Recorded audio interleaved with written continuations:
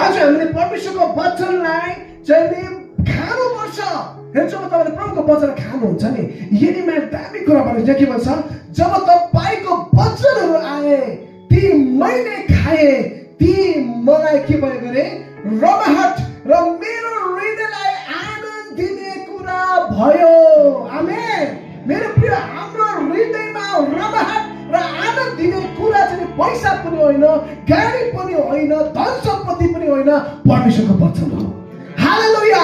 जब तपाईले प्रभुको वचनलाई खानुहुन्छ नि, आयु जस्तो मान्छे घाउने परेको छ, धन सम्पत्ति खत्तम, नानीहरू मरे, सबै खत्तम, तर उनले प्रभुलाई कहिले पनि के गरेन, इन्कार गरेन। किन?